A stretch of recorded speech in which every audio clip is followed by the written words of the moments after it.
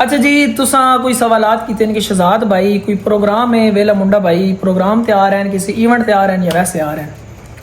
कोई इवेंट नहीं है, कोई प्रोग्राम नहीं है। शहजाद भाई बस मेरे दोस्त हैं, बड़े अच्छे इंसान हैं। मैं कहा जनाब आवना तुसा मेरे को दावत है।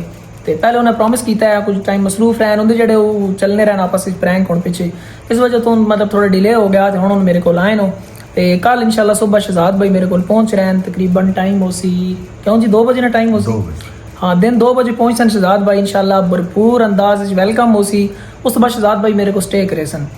व्लॉग्स आ सन इसी चैनल पर भी तुम वेख सो, शहजाद भाई ने चैनल तो ऑलरेडी तुसा वेखा होया, ठीक है। घूमन फिरन हो सी जड़ा कोई इंजॉय हो सी इंशाल्लाह व्लॉग आ सन। इंशाल्लाह डिस्ट्रिक्ट अटक तहसील पिंडी गेब यूनियन कौंसल खोड़ इस धरती ते शहजाद भाई पूरे अटक शहजाद भाई पहली दफा आ रहे हैं, अगे अटक को नहीं आए।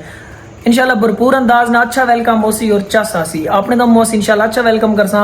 और एक अगली गल ही वे कि जड़ा ना काफ़ी सारे जड़ा ना लोग इस चीज़ अप्रिशिएट कर रहे हैं। उसकी वजह ये है कि देखो यार अगर अटक के शहजाद भाई आ रहे हैं, ठीक है, साढ़े जिले च आ रहे हैं, पहली दफ़ा आ रहे हैं, तो साढ़े इज्जत है, साढ़े इलाके साढ़े पूरे जिले की इज्जत है। और ये वेलकम सिर्फ मेरी तरफों ना हो सी, ये वेलकम पूरे अटक की तरफ हो सी, ठीक है। जितने भाई जड़े ओवरसीज हैं बाहर मुल्क बैठे हैं, ओवर कंट्रियां बैठे हैं, सारे भाई तकरीबन मां ज़्यादा अप्रिशिएट किया ने, काफ़ी ज़्यादा मैसेजेस आए पैन भाईजान साड़ी तरफों सलाम दे सकना इंशाल्लाह। यार देखो ना अगर कोई स्टार कोई यूट्यूबर कोई टिकटॉकर कोई मशहूर मरूफ इज्जतदार बंदा किसी इलाके च आना तो उस इलाके की इज्जत होनी है, ठीक है जी। तो तुसा चाहिए ना सारे तुम रल के इस चीज़ा सारे सपोर्ट करो और काफ़ी ज़्यादा तुम सपोर्ट वे कि मेरा दिल भी करेगा पा इंशाल्लाह मैं अच्छे अच्छे यूट्यूबर अच्छे अच्छे स्टार अटक गिन के आसा।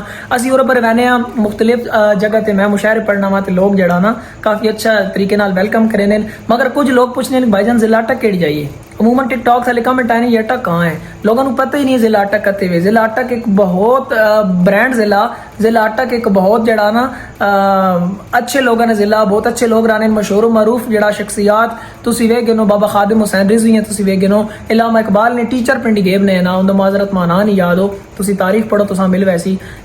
जिला अटक नहीं गौर बहुत वड्डी तुसी आखो साडी ऐ वे असा एजाज है कि कैमलपुर इसका पुराना नाम है और इसा पंजाब ना दरवाजा आखर पूरे पंजाब ना दरवाजे जिला अटक आखर है ना, ठीक है जी।